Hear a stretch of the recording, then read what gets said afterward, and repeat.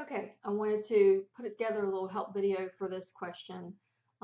This is a question in my open math that has you calculating the allowance for doubtful accounts and the estimating bad debt expense at the end of the accounting period, so you can record that adjusting journal entry to record the allowance for doubtful accounts and the bad debt expense.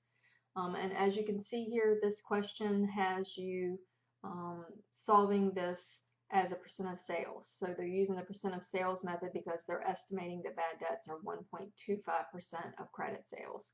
And so I have created an example very similar to the one that's in my math. And so in this particular question, it says that December 31st, Fargo Company's accounts prior to any adjustments being made show the following balances. So these are your unadjusted balances on your trial balance. So this journal entry is made at the end of every accounting period if you're using the allowance method to account for bad debts. So this particular company had sales of $250,000, they had accounts receivable of $40,000, and right now they have a credit balance in their allowance for doubtful accounts. And it says that Fargo Company uses the allowance method to account for receivables, and they estimate uncollectibles to be 1% of sales. And so that's how you know that they're using the percent of sales method, because first off, it's saying they're estimating uncollectibles, so you know they're using the allowance method. And then if you keep reading, again, here it says 1% of sales, so you know every time you see of sales, that's the percent of sales method. And so what do you have to do to figure out the percent of sales journal entry? As soon as you know that you're estimating bad debts, you're estimating uncollectible accounts. Bad debts and uncollectible accounts are the same thing, they're synonyms. As soon as you see that you're estimating uncollectibles, then you know that your journal entry is going to be a debit to bad debt expense and a credit to the allowance for doubtful accounts. It doesn't matter whether you are,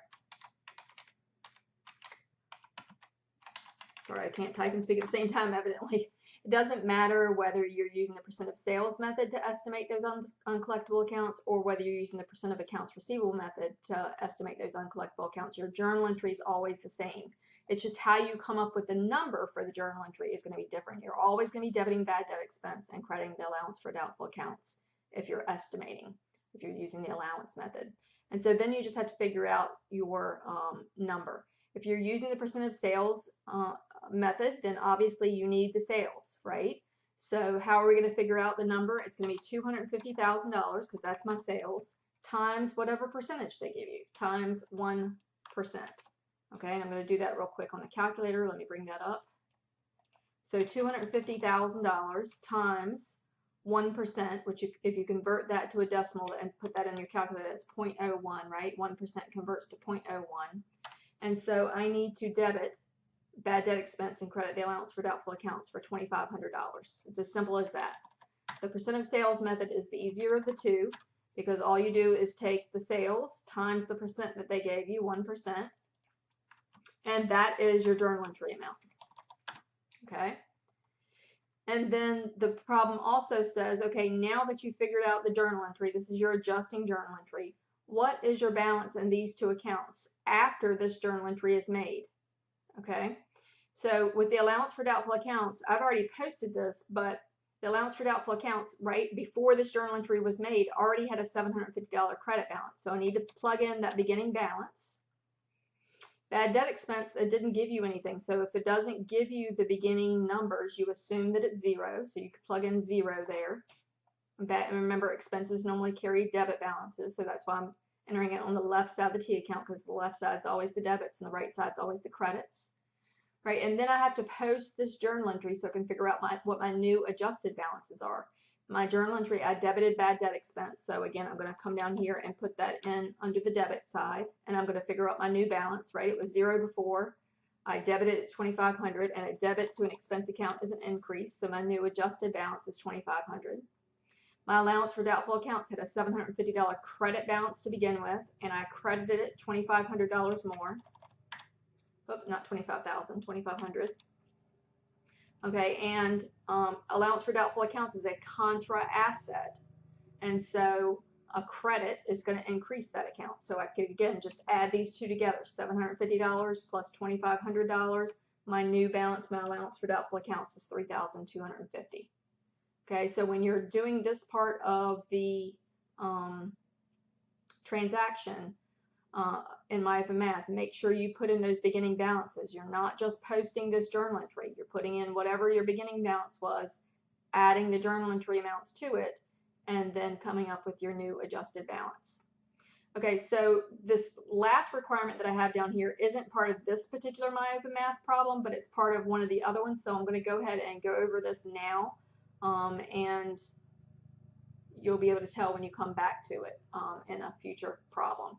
Okay, requirement number 3 says show how accounts receivable and allowance for doubtful accounts will appear on the balance sheet after this adjusting journal entry is made. Hint, calculate the net realizable value.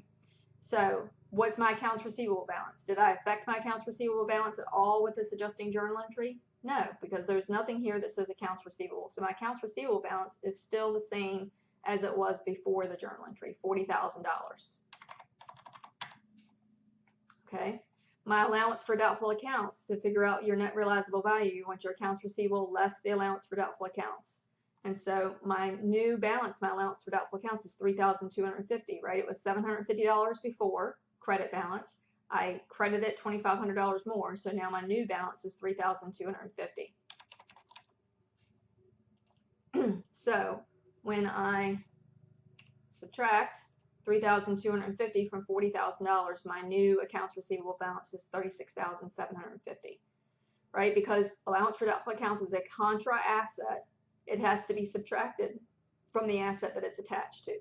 Allowance for doubtful accounts is always going to be attached to the accounts receivable, and so you have to subtract the two to come up with the net realizable value. This is how much we actually expect that we're going to collect.